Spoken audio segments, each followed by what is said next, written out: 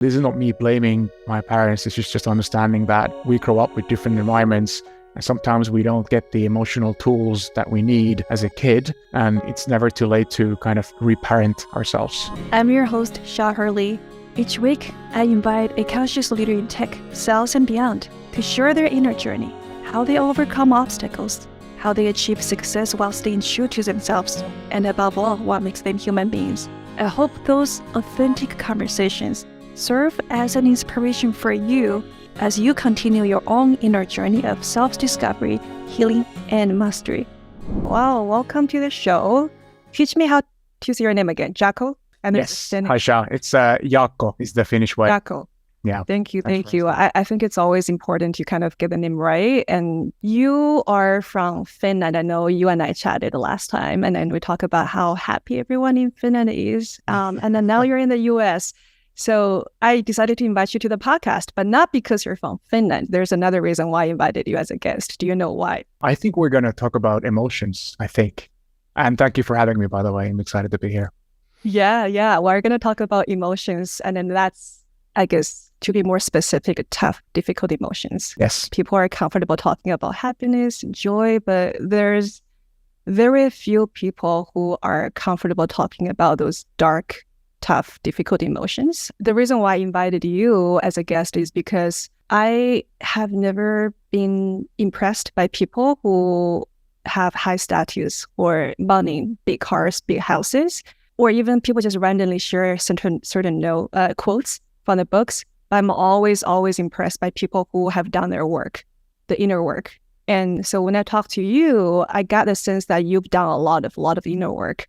And so that's the reason we're here talking about difficult emotions and how your inner journey evolved over the years. And apparently you work in the corporate and now you transition to do something that you're passionate about, at least for now. And perhaps we'll have you introduce yourself, but just high level, how you transitioned from different tech corporate companies to where you are now. And then maybe even a little bit about your vision on how to I think it's about something about bringing consciousness in the business world, which is something that I'm also aligned with. I'll have you introduce yourself and then we'll dive right in. Great. Well, first of all, thank you for your kind comments. I think it takes one to know one when it comes to the inner work. So appreciate the kind words there. Yeah, high level intro. So originally from Finland, grew up there, did my schools there, and ended up studying business and economics and ended up on I'd say like quite typical career in business, and especially like building teams and managing teams. Started off in finance, ended up to the kind of digital SaaS space quite fast, and worked both in Europe until 2017 and then in the US in large companies like Google, Dropbox, and then most recently in a smaller company called Airbase, a fintech startup. And I've lived in different countries throughout my life, and I've always had this like curiosity to get to know the world. And at some point I realized I wasn't necessarily like, yes, I was curious about the world, but what I was searching was, who am I? And that question kind of like became the theme when I realized that's what I was actually searching for.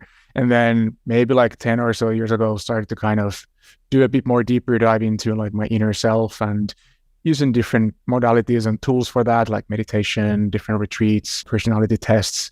And that's always been there as one of my main drivers, the curiosity to get to know myself, and then with that, be able to hold space for others.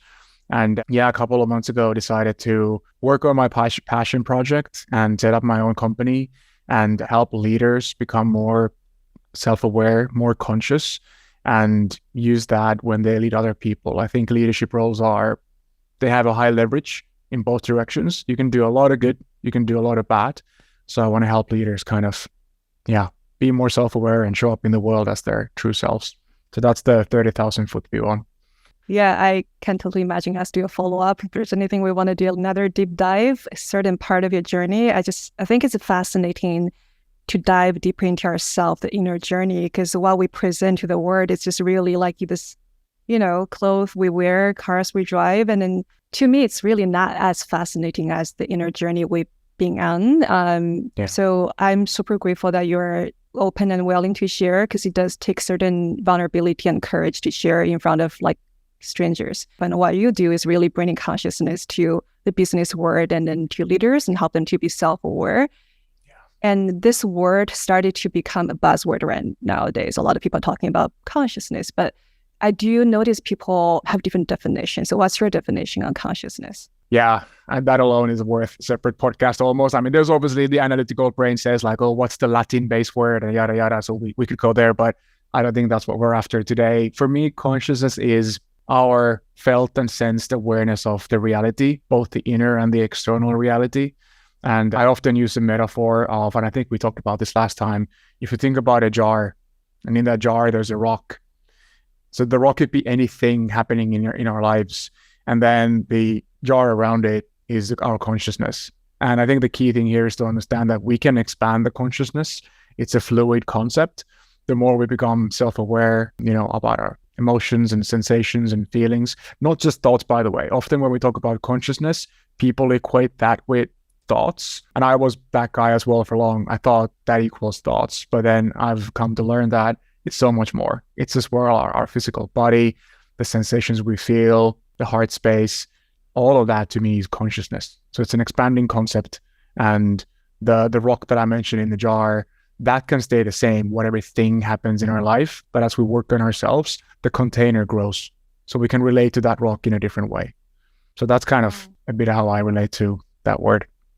Yeah, well, thank you. I'm so glad you didn't go on another path, because I can easily just get lost or zoned out if you start to talk about a dictionary version of the definition. Yeah, let's not go there today.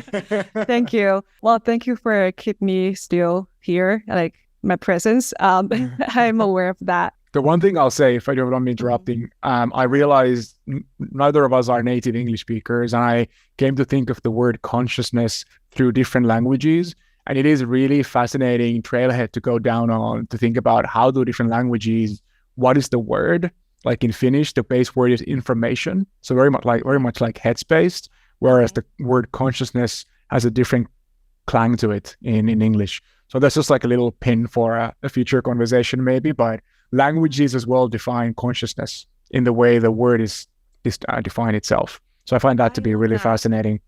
Yeah, I love that. This is also interesting because when I used to live in China as a child, where I was surrounded by other people just like myself who speak Chinese. And I think it was the moment when I moved to the US and get to know people from different country, different culture, and that kind of opened up my understanding of the word. In Chinese, consciousness is basically the spirit-mind connection.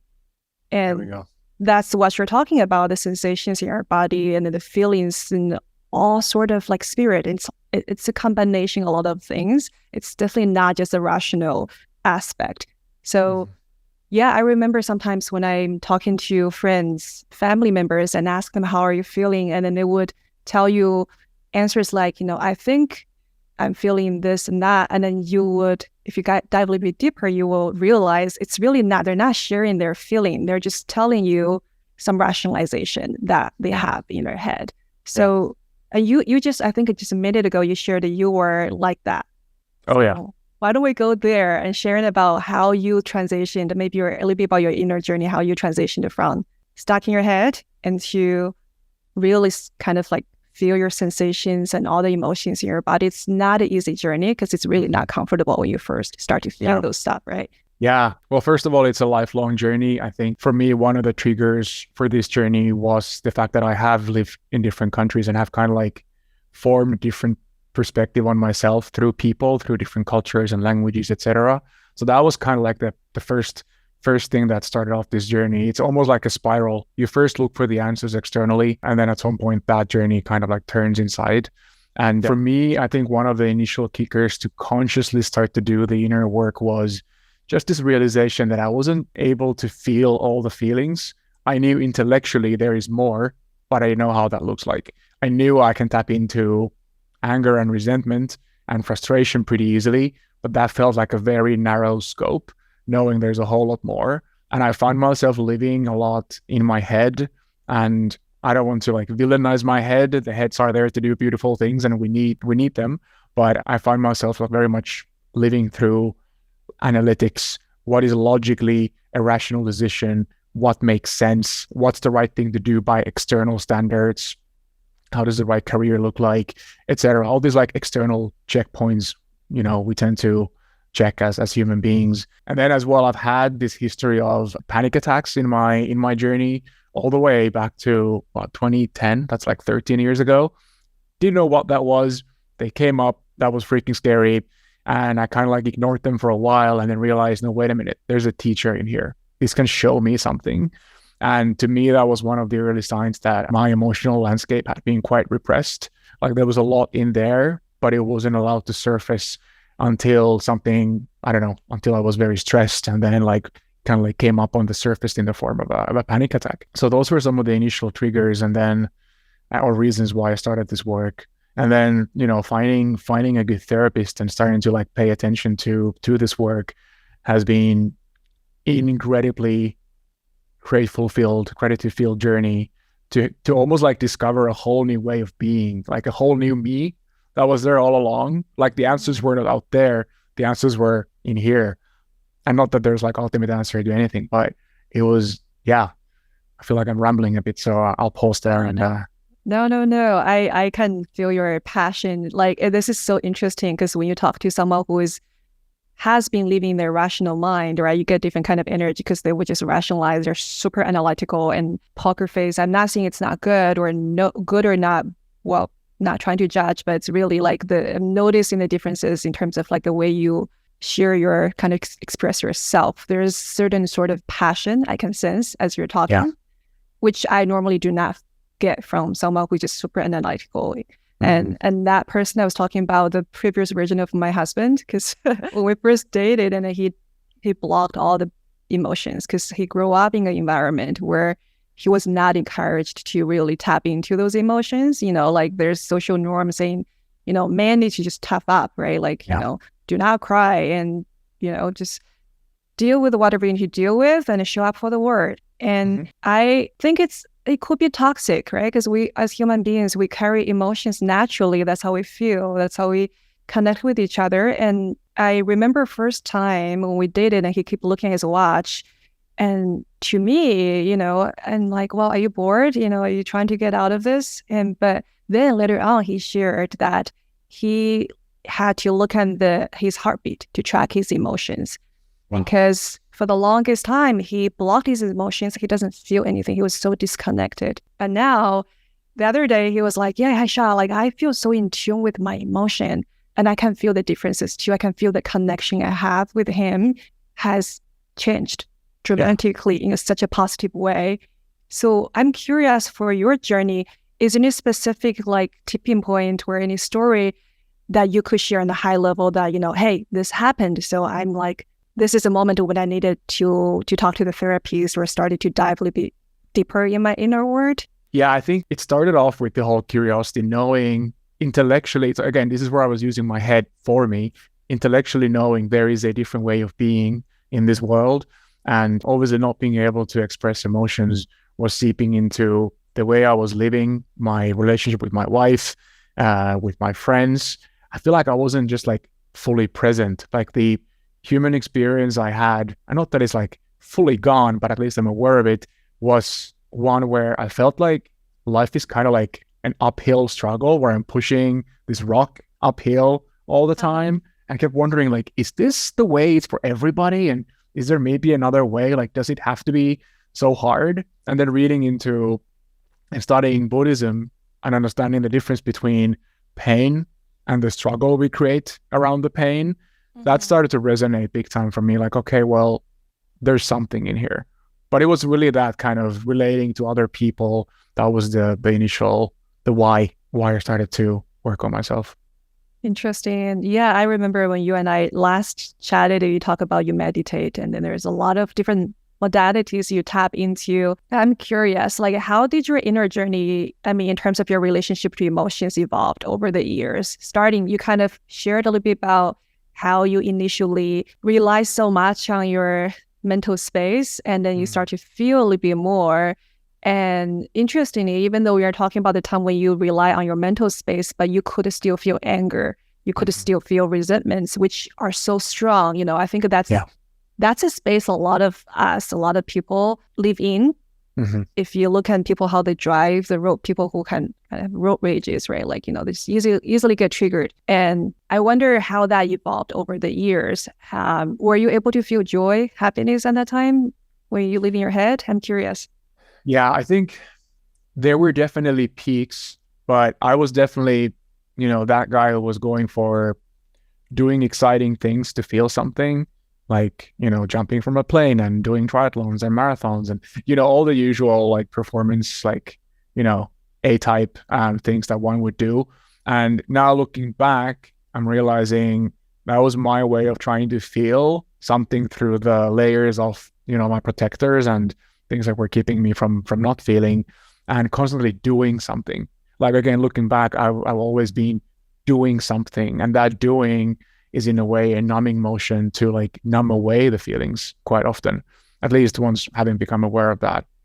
And yeah, meditation has helped a lot. And I think the anger and resentment is often, as they say, it's like a masking emotion. Like, often anger is what comes up first for many people. And then when you kind of like scratch the surface, there's a lot of things underneath. And that same thing happened to me. Like, I realized that I can get to frustration pretty fast, but then when starting to kind of like scratch underneath, for me, what I found was, and a lot of this has been through like somatic work, not just thinking what my feelings are, but actually like starting to locate feelings in my body through like somatic therapy and, again, meditation, yoga, expanded states of consciousness, things like that allow me to tap into my body. Like, how does fear feel like? Oh, it's a swirling thing in my tummy all the way up to my diaphragm. How does joy feel like? Oh, that's more like an open state in my chest. Or anger, oh, that's stored in my shoulders and like jaw and like clenching feelings. So I think through getting access to my body a bit more, I started to discover the different layers of emotions underneath the anger. And yeah, still on that journey. I don't think it's ever done. Yeah, it's so cool. I think, from the beginning phase where you live here and now you're talking about I'm getting deeper access to my own bodily sensations. Mm-hmm. If you remember the first time when you start to feel those bodily sensations, how did that feel? I'm assuming it might not be comfortable, but I want to hear that from you. The first time, if you still remember. Yeah, I do. It's actually quite vivid. When I found a therapist and a guide, one of my main intentions was to, again, intellectually knowing there is more than a head. So one of my intentions was to get connection with my body. And I guess at that point, I had a very rosy idea how that would look like, just like, feeling blissful in the body and feeling just greatness. And then quite soon thereafter, a lot of things happened in my life, a lot of work, a lot of things on the private side and working on my childhood stuff and things like that. Just a lot of things for me to process. And I started to realize that my head can't do this job anymore. Like, it's almost like too much. I get to overwhelm. And then my body started to help me carry the weight.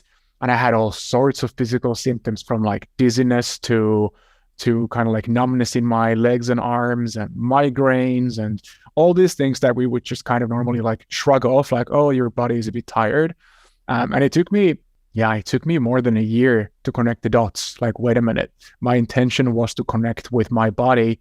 And here it is. It's been trying to scream at me for more than a year.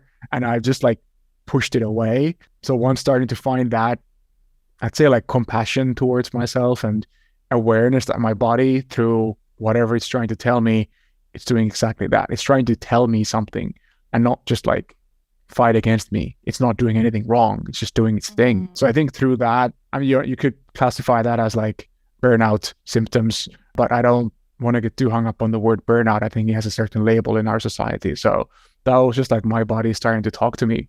And over the course of a couple of years, I started to pay more attention to it. And again, I'm still learning. Like, every week or month, I feel like I discover something new. Like, oh, when I have this sensation in my body, that might be tied to something else or an emotion. And I still notice, even as I talk, I get to my head often. Like, I try to explain an emotion in my body, and where my work is at the moment is just like letting it be there, allowing, and not trying to get to the why. Like, it's so crazy how strong our minds are. Like, it wants to explain everything, and it can't. Like, the body goes slow and the mind goes fast, and they're kind of like in different pace sometimes. Yeah, there's so much wisdom in our body sensations. Yeah. As you're just sharing your whole journey, which I'm so grateful for that we're having this conversation, because we don't have this kind of conversation often, especially in the workspace, right? We just try to think, get this task done. Are we reaching our OKR? Are we reaching our, all that stuff? And then we get back and feel all of a sudden so much pain in our body. And knowing that tomorrow we're going to repeat the same thing, get up, work, meetings, and get back. And then we don't pay attention to the kind of bodily sensations, and which to me is a missed opportunity because there's so much we can tap into. So much. Interestingly, you're talking about this kind of pain and neck, jaw, and shoulder, and all the kind of bodily sensation. There's a book called Heal Your Life by Louise Hay, and someone recommended it to me at the time because I thought I had a cancer at that time, because so much pain in my belly. Mm-hmm. But then after I tap into my bodily sensation, and I realized it's not really cancer. It's a lot of emotion I store in my lower belly, and I was not releasing it. It's almost like, imagine my body as a pressure cook, and all the emotions are just stored in there. And if I don't release any of the stuff, at some point they're gonna turn into diseases, right? I mean, if I don't deal with it, and then one point they might manifest into cancer. Yeah. And so I think it's really important how we are giving ourselves permission to really start to work on this kind of thing. And you mentioned that it took a year for you to do the work initially. I can totally imagine someone listening to this and start to think, hey, I need to find someone to help me do the work. Mm-hmm. And then maybe the moment when he or she feels like, oh, wow, this is so much, I don't think I want to deal with it, and give up. So I wonder, like, what was your intention and how did you keep yourself on track for this kind of work? Oof. I feel like there's maybe like a beautiful sounding fake answer I could throw in, but the truth is, once you start on the inner journey and then it becomes painful at some point,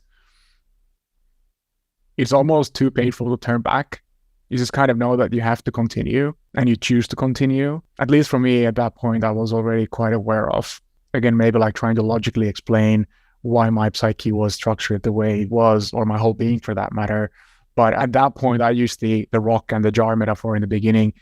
The jar had already expanded a bit at that point. So I had a higher level of consciousness of my inner world and what it needs. So I may be being able to tap into my intuition a lot more than I was able to before. So I just knew that even though this is freaking hard, it's kind of like you have to feel it to heal it, as they say. Like you just have to kind of go through those motions. So yeah, intuition, it was going back would have been even more painful because I know how that feels, and that didn't work out, right?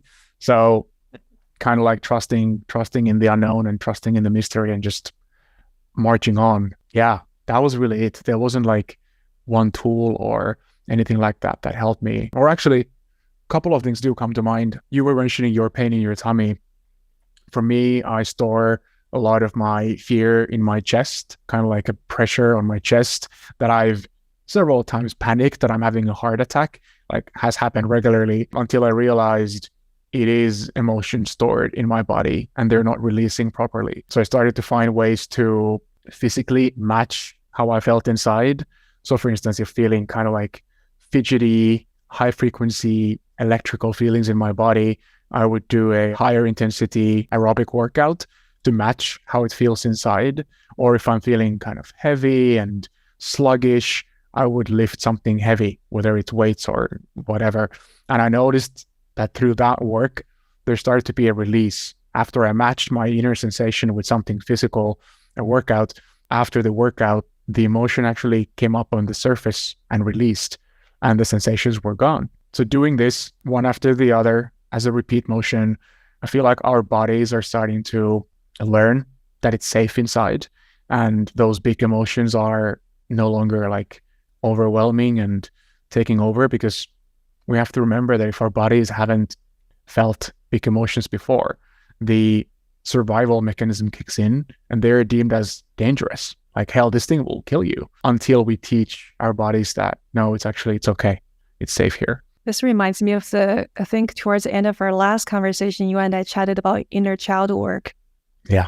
It's almost, as you're sharing, I start to envisioning the inner child of you, like the 5-year-old version of yourself, and then Oh God, yeah. not feeling safe, right? Like, I don't know about your childhood situation, but I think a lot of us grow up in environment where I think a little bit more nurturing could help us. And then now we're kind of walking around in this world wounded to some extent, not physically, but emotionally and spiritually. And so when you're talking about this, oh, I don't feel safe.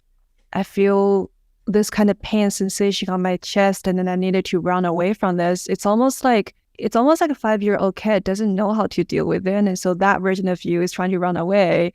But the reality is you're way older than that. And now you're in this out of form, and it's almost like you're reparenting yourself in a way and telling that little child, it's okay. Let's face this together and you don't have to worry. Tell me more about your inner child work, because last time you mentioned that you've been spending a lot of time doing that. And I'm sensing this is connected to the emotional part as well. And I could be wrong. No, it's all connected. Some of the pathways that led me to the inner child work were, for instance, using internal family systems, IFS, which is a form of, psychotherapy and understanding ourselves through different personas we have and finding ways to relate to them. And so you can Google that if listeners are curious. And then another piece that has helped me to get to the kind of inner child work is somatic experiencing, helping unlodge and release things that are stored in our bodies. There's the famous book by Besser van der. Those kind of modalities help me to understand that there is a persona or a part in me that is kind of not immature in behavior, but immature when it comes to like being able to express emotions. And for me, it's a 7-year-old little Jaakko, elementary school, say first or second grade. And he's kind of like my shortcut to my emotions. If I'm feeling something strong, I do this kind of check-in with myself, and I try to almost like talk to my inner child and see how he's doing. And the whole idea there is to bring that inner safety into my being. And like you were saying, like many of us grow up in an environment where seemingly everything is fine, but there might be like lack of attachment and lack of, emotional skills. And this is not me blaming my parents. It's just understanding that we grow up with different environments, and sometimes we don't get the emotional tools that we need as a kid. And it's never too late to kind of reparent ourselves. So that's a bit about how I got into the inner child work, and it's there with me every day. Like I have a picture of myself at that age that I carry with me. And if I need a kind of more access to my inner landscape, I pull up that picture and just kind of relate to how is the little boy inside me feeling and how I can help. I love that. I love that so much. It's just so intentional. A lot of us don't really allocate time to really talk to the wounded inner child of yourself. And I remember in one of my sessions with my therapist, and she actually asked me to envision in the 5-year-old version of myself and sitting next to the 5-year-old version of my mom. And I realized she was wounded herself. I used to blame her for not being the perfect mom, but I think we tend to put our parents on the pedestal, right? They're supposed to be just so perfect, superhero, but they're a human being. They carry all those emotions, sometimes so heavy and dark. They don't even know how to deal with those stuff, right?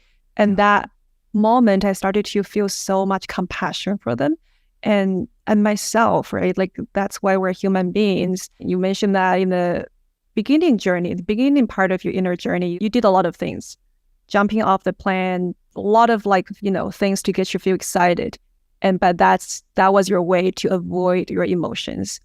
I certainly resonate with that, like type A personality. You work a lot, you potentially even talk a lot and not really give yourself a permission to be quiet or really turn inward.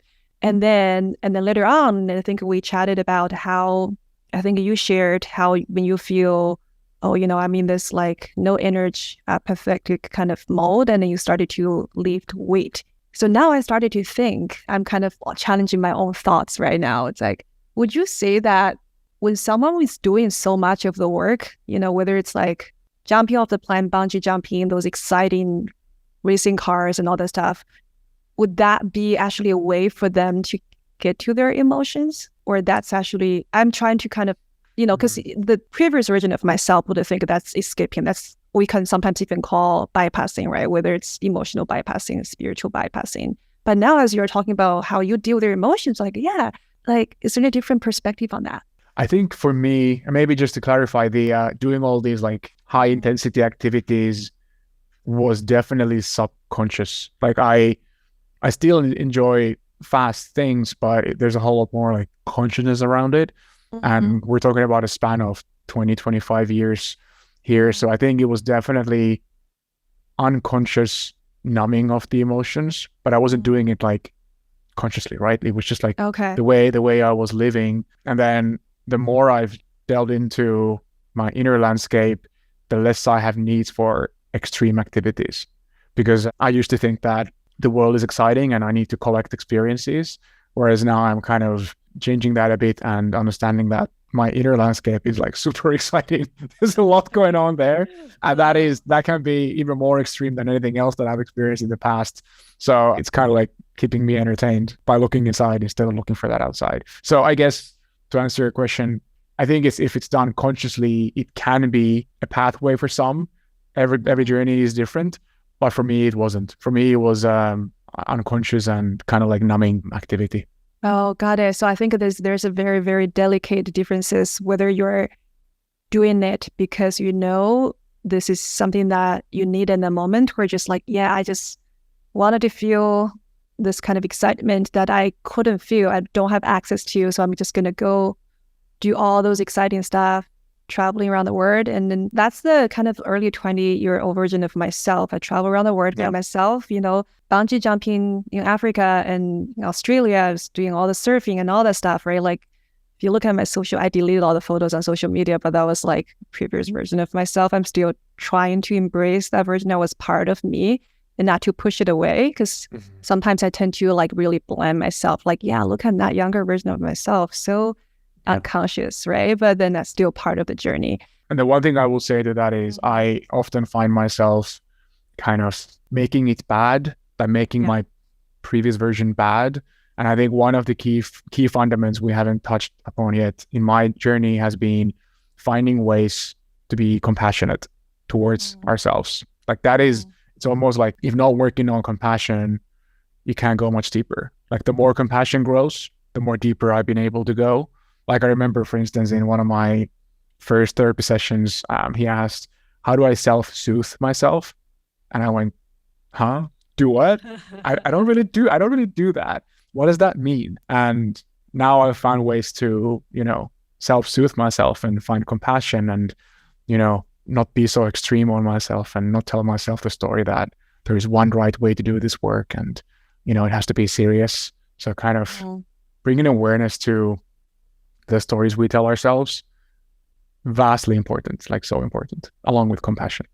Yeah, I love that. The self-compassion part is something that I've been working on. A lot of people have been working on because we tend to be so hard on ourselves, even on the journey of like turning inward. And sometimes I even feel like I'm not doing enough, or like I need to learn more.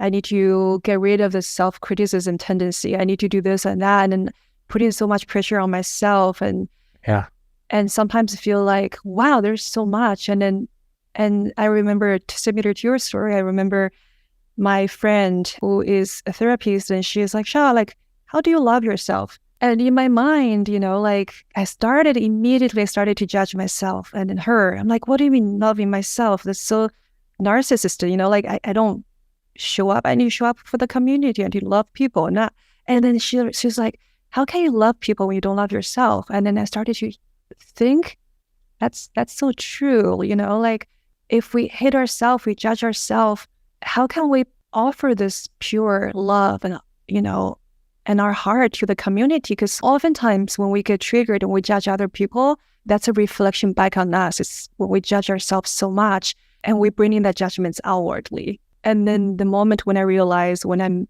making peace inside, when I stop or start to learn to love every single part of myself, even those shadow self, and then when I see the same thing happening on you or someone else, my husband, for example, I don't judge. I bring in more like, understanding and compassion. And I'm still working on that because I still get triggered sometimes. Yeah. Even when you and I are talking about, I think last time, bringing consciousness in the business world, I smiled when you and I are talking about how we bring in the consciousness in business world, not to make money, but to make the world a better place. And if it goes well, yeah, the byproduct will be, you know, financial reward, but whatever that could be. But the first intention is can we work on ourselves? Can we bring in more consciousness to ourselves as leader? And then as a role model, we kind of encourage the people around us to do the same, not the other way around, which is like, oh, I think there's a lot of resources, we can capitalize this idea, let's make a lot of money out of it. And you feel the differences. When I was sharing this idea with you, I feel myself so triggered by those people who are doing the letter. And then that got me to start to think, wow, I'm judging them, you know, like, how can I bring in more understanding to that word? And because some of them might just really need that paycheck and they have their own story. So yeah, like just sharing my own judgments, how that goes. And that's another kind of thing you were talking about earlier. If we really live in our mental space, keep telling stories, keep rationalize things, and we can go crazy and we don't feel all the spectrum of the emotions that we feel. Yeah. And the judging, I love that you bring up the judging. I'm really good at judging everything and everybody. Really? Yeah. You don't show up like that, at least to me. No, I mean, you know, we all have, you know, different sides, but like you were saying about being aware of that, that's the key thing. Like when there's a judgment, being able to like catch myself, do that, and then ask, how is that true for me? Like, how is it true about myself? Because it's often something we haven't like processed yet in our own work, and we just like take it out on other people. Very common in relationships. My wife would give you like 20 different examples on a heartbeat on this, and all of those. I mean, again, now I'm a bit more aware of that, but just need to ask myself, how is that true for me when I'm frustrated about something and judging other people? And also something else I wanted to say. You had so many good thoughts there, so I took mental notes. The whole kind of like executing things, like even the inner work, like you were saying, can feel like a list of to-dos.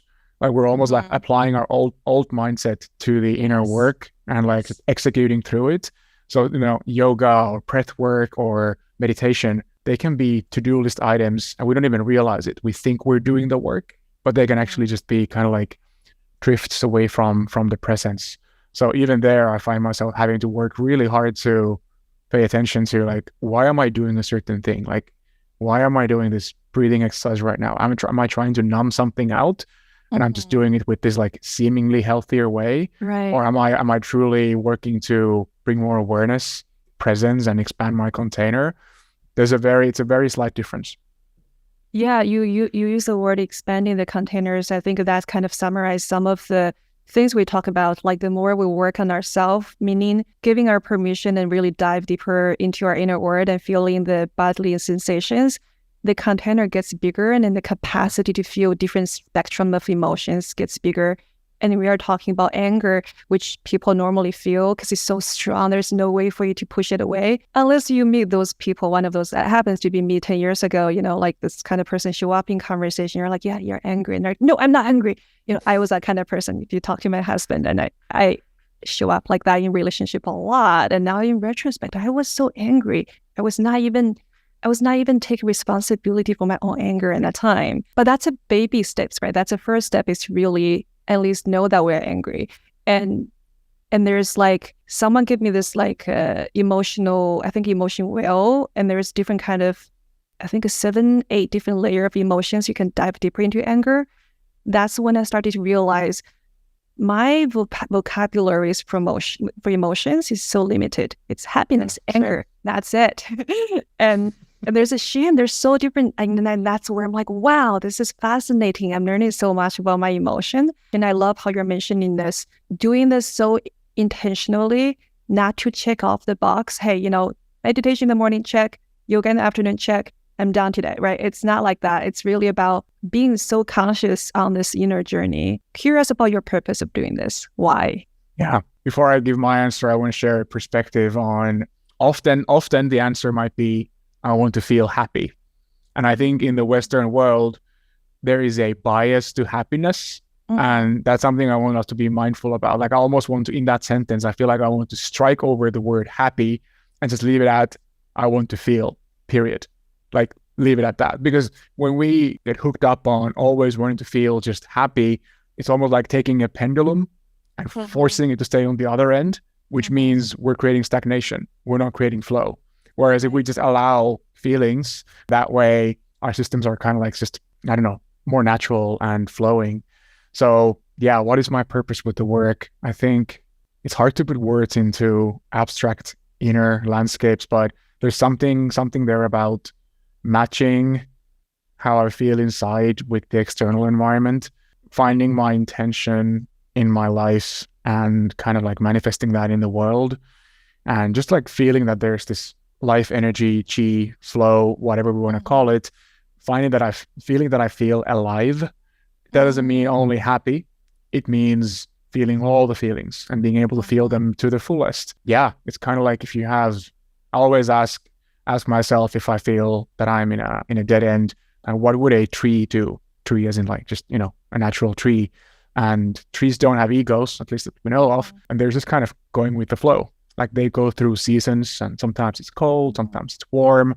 So I kind of think about this journey like that. Like, how can I be like a tree, and how can I just like flow with the life, the way it's showing up, without getting too hung up on different attachments and the way things should be, getting rid of those stories. Yeah. Some kind of balance between the inner and the outer landscape. That's kind of like what comes to mind. That's so beautiful. I love that you're mentioning about the aliveness, because I think a lot of people, myself included, years ago when I was burned out in being the corporate world, you know, making a lot of money and having this successful life on paper. But really, I think what I didn't feel was the lack of aliveness. It was just going through emotions, right? Meetings. And then I'm not saying that kind of lifestyle is not good. I think it's me, right? I was not really in touch with the inner part of myself. If you pull me this version of Sha into that, you know, environment again, I don't think I needed to change the external environment that much. I'm not suggesting people should stay in a toxic environment, you know, forever. But I do think those difficult environments would kind of push us to go inward and start to do this work. And so I think we talk about a lot of things on emotion. My question for you, this is a selfish question because I'm always trying to find different answers. Few different person's journey and their own inner journey, which is, what do you think makes us human being? Ooh, that's another at least 3-hour conversation, right? It is. And I'm noticing how my brain goes to the analytical and defining the prefrontal cortex and all the scientific ways. But again, I don't want to go there. What is human being? I think to be human being is to know that we make mistakes, be able to be okay with that, find compassion, and find that aliveness. I mean, I think that's one. And then another word that comes up right now as I think about this, it's connection. Like, we are tribal animals. We are meant to be in a group. If there's one thing the pandemic taught me, is somebody who identifies as an introvert, I realized, like, man, I really miss people. Like, I need to be close to people. I want to feel people. I want to hug them. I want to be like feeling people's energies. And when I didn't get that, I felt super like cut out, almost like somebody cut off a limb from my body. So yeah, to be human is to feel, be connected, and just go with the flow. I love that. Oh my God, I was laughing so badly when you're talking about, even as an introverted, you wanted to connect with the people. And then so bad. It's so funny because when people talk about, I'm an introverted myself too, you know, there's a time I would rather stay at home, read a book instead of going out to party and networking. But I think when the connection is so real, so authentic, it's not a big problem. And then I think that's where we're connected on the human level, right? And not so much like collecting business cards and you know, trying to figure out how this connection is going to help me get to where I am, which is like when we live on the mental side. And and I remember when I worked in Google and, you know, corporate world, and then there are people surrounded me, and they're saying, even one of the interview questions I used to interview people was, how do you deal with the difficult people? To me, it's like, what do you mean? I don't think there's a difficult people. There's only difficult situation. But sometimes if we rationalize things, right, we might think this person is difficult, and all the people surround us who do not help me get to where I wanted to be, they're all difficult people, and I don't like them. I don't want to connect with them.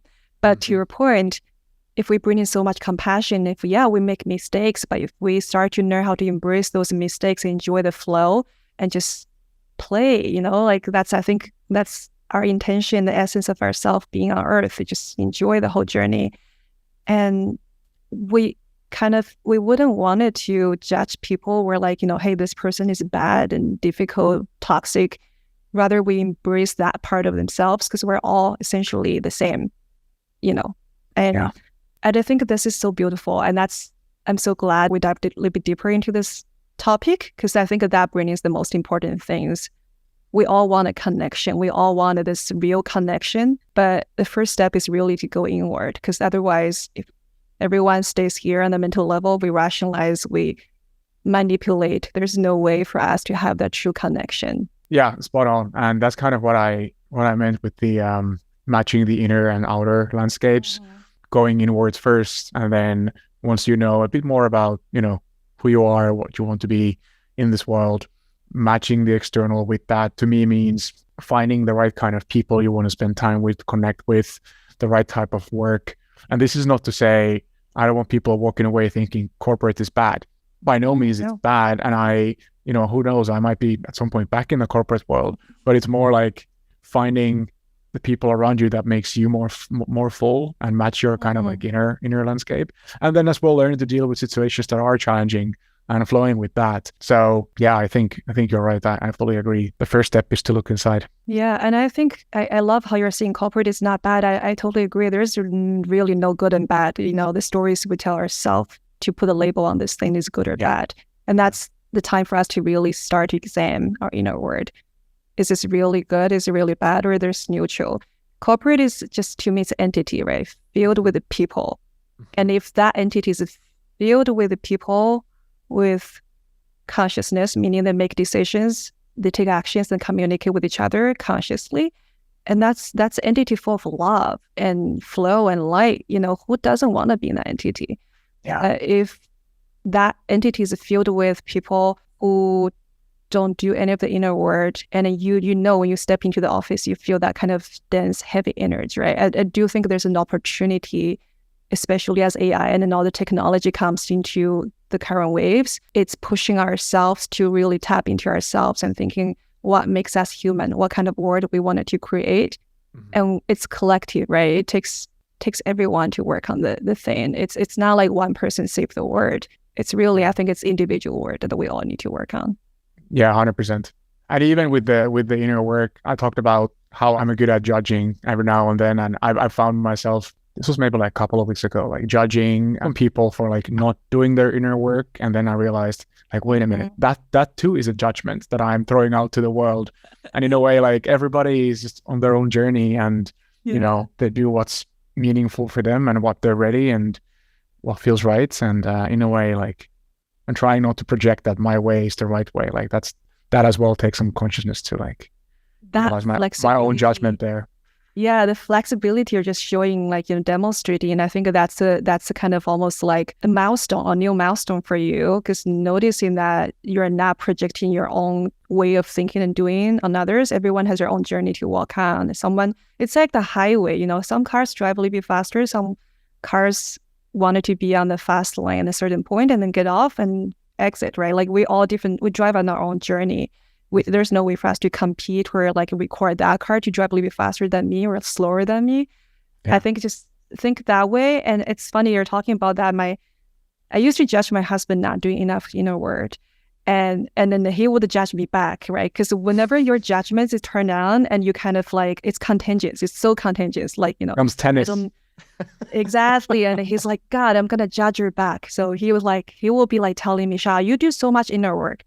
You still get angry. You still do this. So start to judge how I get angry often and quickly. And he started to say something like, oh, maybe you should do your inner work differently. And in my mind, it's like, how dare you? I've done inner work for so long and you're like, da, da, da. And then how the conversation goes. But later on, we actually had a conversation about, hey, I do practice spirituality, my own ritual differently. Doesn't mean that I'm better than you. That's the humbleness I think he was teaching me that to embody, And I also noticed how whenever our own judgments whether it's about ourselves or people around us, whenever it's turned down, it can amplify the energy very quickly. So it's so important to watch our own thoughts and be the first person to take actions or communicate consciously, because we can always say, hey, I'm going to wait for that person to not judge me, to not judge that person. And then it becomes a never ending game, which is,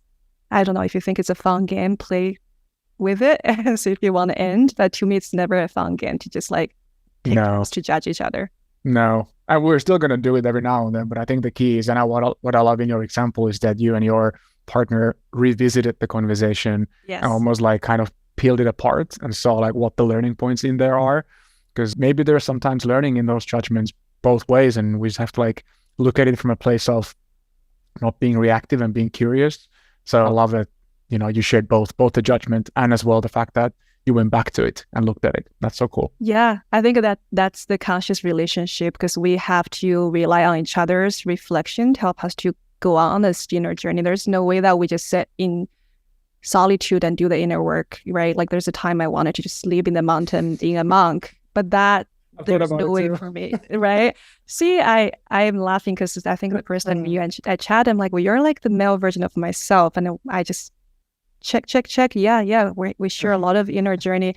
But I don't think that's just me and you. I do think there's millions of people out there who share similar journeys with us because we're all connected, right? Last question for you to end, or I can definitely continue this conversation for like another 5 hours. And I love this conversation so much. For people who started to walk on the inner journey to dive a little bit deeper into their emotions, or anyone who may be halfway through, what is a question you think could help them dive a little bit deeper, or not even deeper? I think kind of when I say dive a little bit deeper, that almost like a goal that we need to tap into right away. Any question that you would recommend them to ask themselves, just help them to continue the journey? I don't know if this is the only question I would say, but one thing that has helped me a lot is to ask, how can I find perspective? Like, how can I find people and other forms of support that help me kind of understand what I'm working on? Because sometimes there's a risk that when we start to do the inner work, we kind of, like you were saying, like go into solitude and almost like isolate from the world. And when we isolate, we don't connect. And then it's hard to do the work by yourself. So I think whenever somebody's consciously starting to do this work, finding your own support system. I call everybody I have in my network a coach, like my acupuncturist, the therapist, my massage therapist, my chiropractor. They're all just like different coaches for me. They just have different expertise, right? Like somebody might crack my back and somebody might help me with my energy flow, but they're just helping me keep my system kind of afloat and evolving and expanding. So yeah, how do you find perspective, and who are the people that could help you with that? I think that way one will never feel kind of lonely in the journey or alone. I think that's pretty important. Yeah, I think solitude is important. There's a time I just didn't want to talk to people. I just wanted to kind of go inward and journal and be in the forest and be in nature.